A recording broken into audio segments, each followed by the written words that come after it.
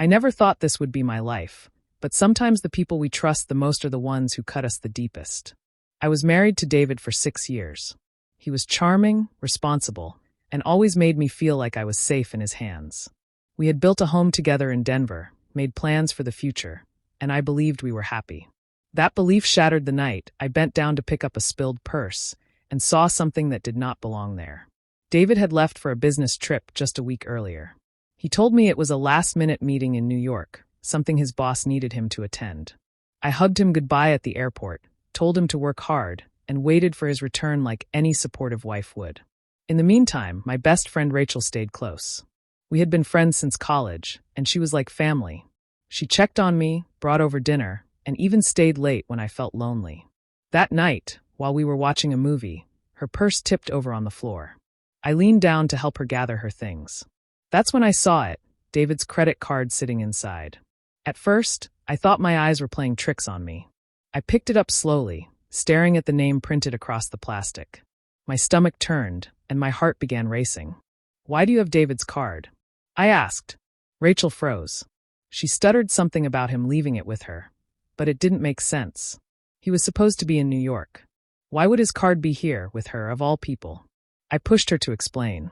Her face changed, and suddenly the Rachel I thought I knew was gone. She admitted it. She told me she and David had been involved behind my back for months. They thought they could hide it, but the card gave them away. I felt like I couldn't breathe. I sat there on the couch, staring at the woman who had been in my life for more than a decade, and I realized she had been lying to me every single time she smiled, every time she called me her sister. The hours that followed felt like a blur. I cried, I screamed, and then I fell silent. The man I loved and the friend I trusted had betrayed me in the same breath. It was a pain that cut so deep I couldn't find words for it. But in that silence, something inside me changed.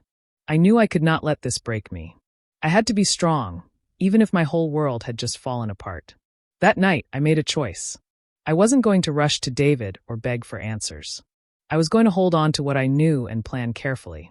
They thought they had fooled me, but they didn't realize I had just discovered the truth that would set me free. And I wasn't about to waste it. When I think back to how it all started, it almost feels like a different life. David and I met through a mutual friend at a dinner party. He was easy to talk to, funny in a natural way, and his smile made people feel comfortable. I wasn't even looking for anything serious at that time, but he kept showing up, kept calling, and slowly worked his way into my heart. Before long, I couldn't imagine my days without him. We dated for 2 years before getting married. Our wedding wasn't huge or fancy, but it was filled with the people who mattered to us. Standing there in a simple white dress, holding his hands, I believed with all my heart that this man was my forever. When he looked at me that day, it was like the whole world had disappeared. We promised each other love and loyalty, and I took those promises seriously. Life after marriage felt easy at first. We bought a small house in Denver, one with a backyard and a porch swing I had always dreamed of. Every corner of that house carried our laughter and our plans. David loved to cook on weekends, and I loved how he made even simple dinners feel special. We would sit together, share a bottle of wine, and talk for hours about everything: work, travel, dreams. Those moments felt like the life I had always wanted. We also had our little traditions. Every Saturday, we went hiking on the trails just outside the city. David would pack sandwiches, and I would bring coffee in a thermos. Sometimes we walked in silence, sometimes we argued about silly things, but at the end of every hike, he would pull me close and say he couldn't imagine anyone else by his side.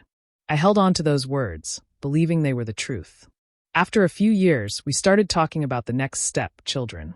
I remember how excited David seemed when we discussed baby names.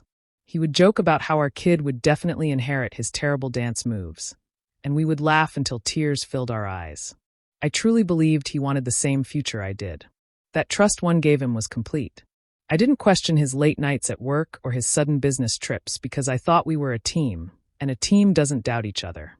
Looking back now, I realize I saw all of it as signs of stability, when maybe they were just layers hiding something else. But at that time, I was happy. My heart was full, and I was sure of him. I was proud to call him my husband.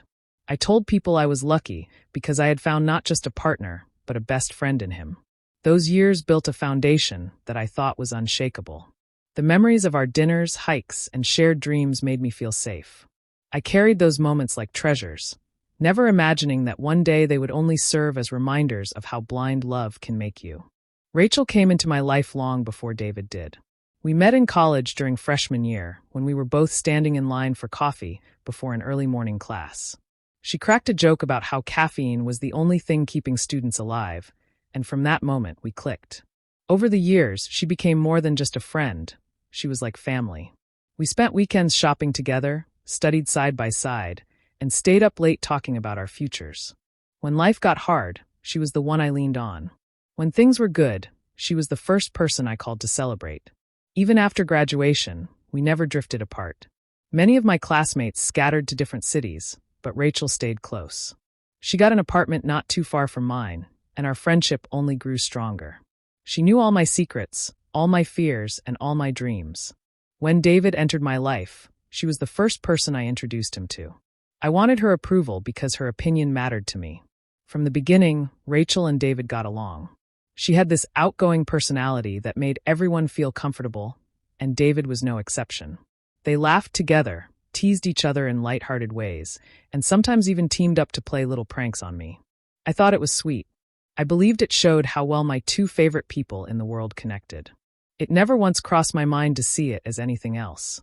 When David and I got married, Rachel stood by my side as my maid of honor. She cried during the ceremony and whispered that she was so happy I had found someone who truly loved me. I believed her tears, I believed her words, and I never doubted her sincerity. After the wedding, she became a regular part of our married life.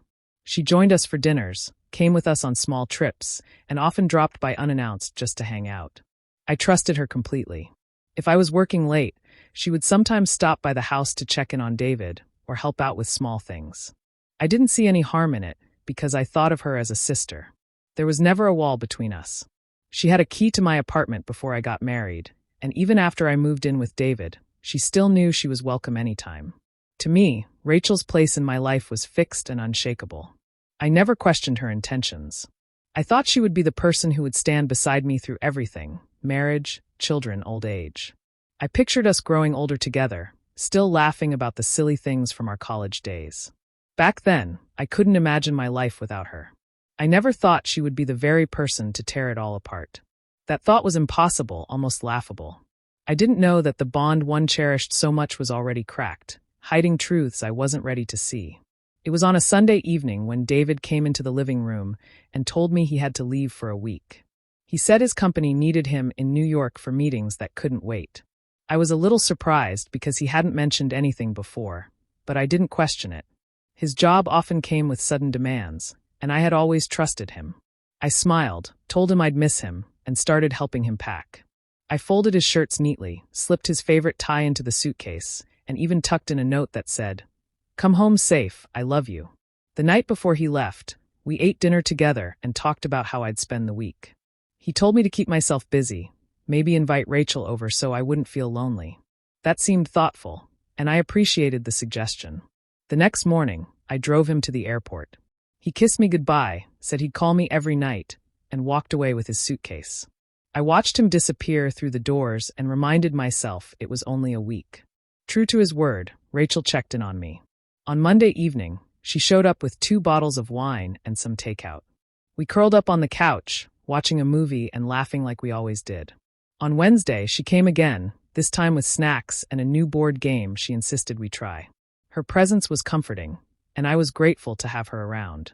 It felt like she was doing exactly what a best friend should do, keeping me company when I needed it most. But then little things started to catch my attention. One night, while Rachel was texting, I noticed she quickly flipped her phone over when I glanced at it. I didn't think much of it at the time, but it lingered in my mind. Another time, she made an odd comment about David's favorite cologne, something very specific, as if she had smelled it recently. I brushed it off, telling myself she probably remembered from the times she had been around us. Still, I couldn't shake a small, unsettled feeling. Something in her behavior didn't seem the same. She was overly cheerful, talking a little too much, laughing louder than usual. I told myself I was just being sensitive because David was away, but a part of me wondered why I felt so uneasy when Rachel was supposed to be my comfort. The week went on, and David's calls became shorter. At first, he had plenty to say about the meetings and the city, but by Thursday, his tone had changed. He sounded distracted, giving me vague answers about his day. I asked if everything was okay, and he said he was just tired. I wanted to believe him, so I let it go. Looking back, all the signs were right there, small pieces of a puzzle I hadn't put together yet. At the time, I told myself not to overthink. I poured another glass of wine, laughed with Rachel, and waited patiently for David to come home, never imagining what I was about to discover. It was Friday night, the last evening before David was supposed to come home. Rachel came over again, carrying popcorn, soda, and a new movie she had rented. We sat on the couch, laughing and talking as usual. For a while, I forgot my uneasiness and just enjoyed the company. When the movie ended, she started gathering her things. As she bent down to grab her purse from the floor, it tipped over and spilled. Lip gloss, her wallet, and a few receipts scattered across the rug. I leaned over to help her, picking up the small items and placing them back inside.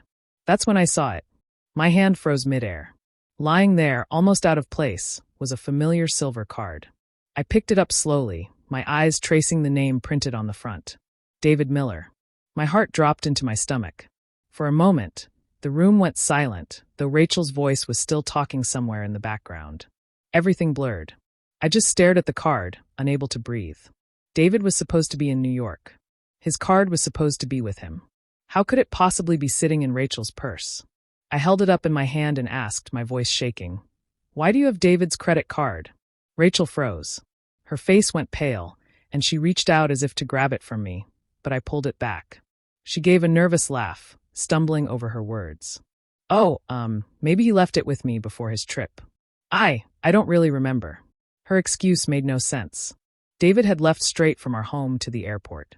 I had helped him pack, I had driven him there, and I had watched him walk away. He didn't see Rachel before that trip. My stomach twisted as I looked at her. Her hands fidgeted, her eyes darted everywhere but mine. I pressed again, sharper this time. "Rachel, why do you have my husband's card?" Her mask cracked. She stopped pretending, her shoulders stiffening as she looked at me with a mix of guilt and irritation. The truth started spilling out, not in careful words, but in pieces she couldn't hold back anymore. She admitted that she and David had been seeing each other behind my back. She said it quickly, like ripping off a bandage, as if telling me would somehow lessen the blow. I felt like the air had been sucked out of the room. My hands went cold, and my chest ached as if someone had punched straight through it. My best friend, the woman I trusted with every part of my life, and my husband, the man I had loved and cared for all these years. Together. My head spun as the reality sank in. I didn't scream. I didn't cry right away. I just stared at her, my heart shattering piece by piece. That card lying in her purse was more than proof. It was the moment my entire world collapsed. I held the card tight in my hand, staring at Rachel. My voice came out low but steady as I asked her again to explain.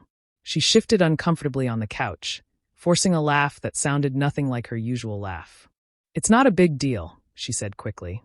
"David must have left it with me by mistake before his trip. You know how forgetful he can be." Her words felt like a weak excuse. My chest tightened because I knew David wasn't forgetful like that. He never misplaced important things, especially not his credit card. I shook my head slowly, refusing to let her brush it off. "Rachel, don't lie to me. I drove him to the airport. He never came here. So why is his card in your purse?" She froze again, her hands gripping her knees, her eyes darting around the room. For a moment, she tried to smile, as if she could charm her way out of the truth. But when I didn't let go, when I kept my eyes locked on hers, the smile faded. Her whole expression changed. Her voice hardened and she snapped. "Fine. You want the truth? He's been with me. We've been together for almost a year." The words sliced through me. I felt them hit harder than anything I'd ever heard in my life. My ears rang as though the room had gone silent except for her confession. I whispered, almost to myself, "A year?" She nodded, not even trying to soften the blow. She started explaining in a rush, saying it wasn't supposed to happen, that it started small, that David had confided in her during times when he felt distant from me. She said things as if she was trying to make it sound reasonable, but every word burned me. My stomach turned, my hands shook, and tears filled my eyes before I could stop them. I looked at her, the girl I once called my sister, the one who stood beside me at my wedding, and all I could see was betrayal. "How could you?" I asked. My voice cracked, but I forced myself to stay steady. How could you look me in the eye all this time, eat dinner at my table, laugh with me, and lie every single day?" Rachel didn't answer right away. She bit her lip and shrugged, almost as if she didn't have the strength to admit more. Finally, she muttered, "I didn't mean for it to go this far. But I love him too." Those words broke me. Not only had she stolen my trust, but she had the audacity to call it love. I stood up, holding the card so tightly it cut into my palm. I told her to leave. My voice was quiet, but it carried a weight I didn't know I had. She hesitated, then gathered her things and walked out, leaving me shaking and alone.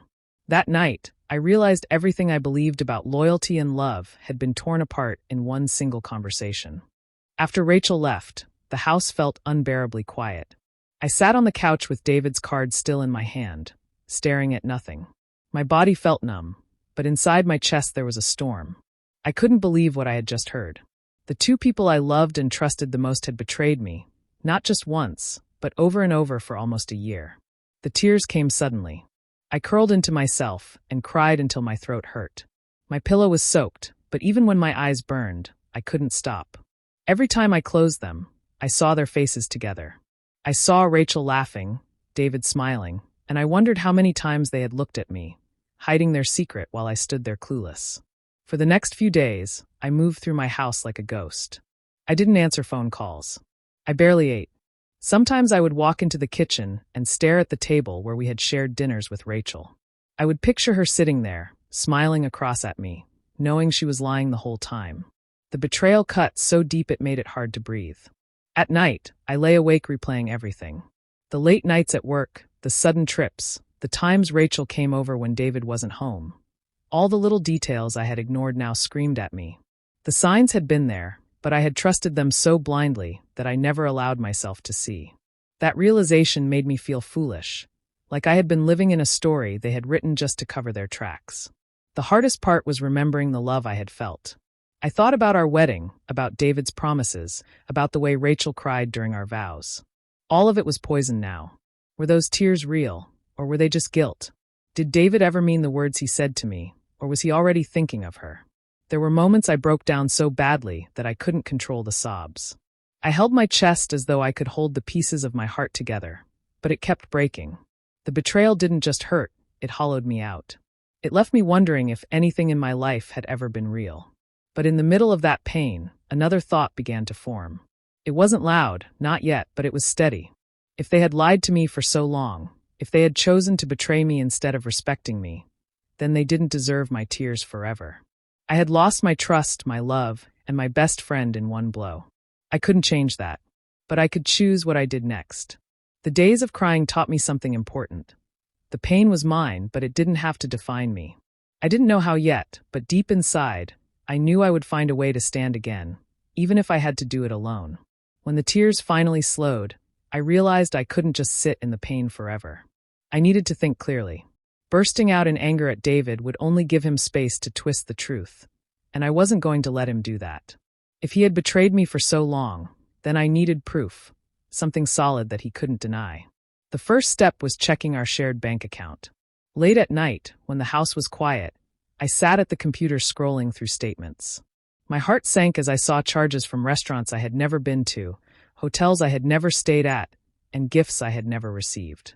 Each line of those statements was another dagger, but it was also evidence. I printed them quietly and tucked them into a folder. Then I opened David's emails. He had left his laptop at home, never suspecting I would look. I searched his inbox and found hotel confirmations, tickets, and even long exchanges with Rachel. Reading their words made me sick. He had written to her the way he once wrote to me, sweet, thoughtful, and full of promises. I saved those messages, too, forwarding them to myself, so I would have them no matter what. The hardest part was going through his phone bill. The records showed calls and late-night texts to Rachel almost every single day. Times when I thought he was busy at work, times when I thought she was checking in on me. Those were the moments they were feeding their lies. I printed that, too, adding it to my growing folder of proof. Rachel stopped coming around after our confrontation. She didn't call or text. I knew she must have sensed that I wasn't fooled anymore, that I was quietly preparing something. For the first time, her silence was a relief. I didn't want to see her face. When David finally came home from his so-called business trip, he walked in with a smile, carrying gifts as though everything was normal. He kissed my cheek, set his suitcase down, and started telling me stories about meetings and busy days in New York. I stood there, nodding at the right times, my face calm, but inside I was burning. Every word out of his mouth was another lie, and I let him say them without interruption. At night, when he was asleep, I lay awake beside him, staring at the ceiling. He looked so peaceful, so normal, as if he wasn't hiding the ugliest secret. It almost made me sick. But I stayed silent, holding on to the folder of proof hidden in my closet. I knew I couldn't rush. I had to wait for the right moment. I wasn't going to scream. I wasn't going to cry in front of him. When the time came, I would let the truth speak for itself. My revenge wouldn't be loud. It would be quiet, sharp, and undeniable. I waited a few days before making my move. I wanted the moment to be quiet, controlled, and unforgettable. On a Wednesday evening, I cooked dinner just like I always did. I set the table, lit a candle, and poured us both glasses of wine. David came in smiling, kissing me on the forehead like nothing was wrong. He sat down, talked about work, and ate as if life was normal. I listened patiently, letting him believe his lies still worked. When the plates were nearly empty, I stood up and walked to the closet. I came back with the folder I had been filling in secret. My hands didn't shake as I placed it in front of him. He looked at it, confused, and then looked at me. I sat back down and said softly, "Go ahead, open it." He flipped it open and the color drained from his face. First came the receipts, dinners, hotels, little weekend trips he had never told me about. Then came the printed emails, words he had written to Rachel, words of love that used to be mine. Last came the phone records and finally, the credit card I had found in Rachel's purse.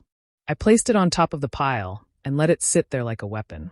David's lips parted, but no sound came out at first. His hands shook as he tried to close the folder.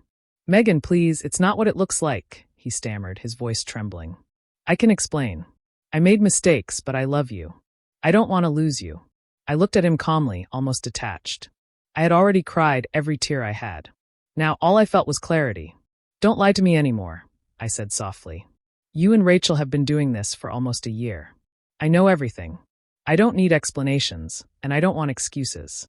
His eyes filled with panic. He pushed back his chair, dropped to his knees beside me, and begged. He promised it was over, that it had meant nothing, that he would do anything to fix what he had broken. He reached for my hand, but I pulled it away. I didn't raise my voice. I didn't cry. I simply said, "You can pack your things. We're done." For a moment, silence filled the room. He stared at me like he couldn't believe I wasn't fighting for him. But there was nothing left to fight for. I stood, walked to the sink, and began washing the dishes, letting him sit there with the weight of his own choices. Later that night, I sent a message to Rachel. I didn't yell at her or curse her out. I just wrote one simple truth. You can have him, but you'll also have his lies, his debts, and his failures. I'm finished. That was my revenge.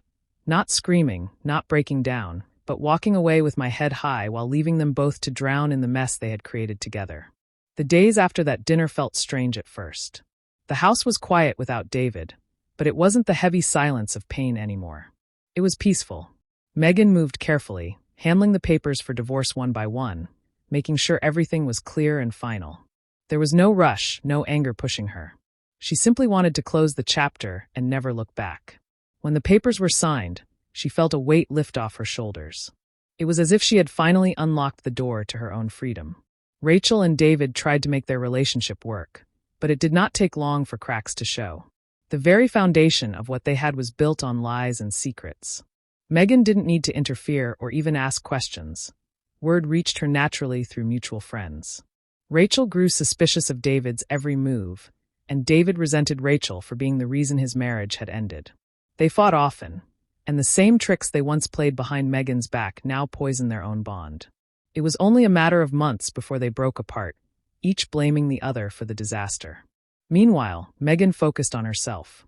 She started new routines, morning walks in the park, evenings with books she had always meant to read, and weekends visiting places she and David had never gone to.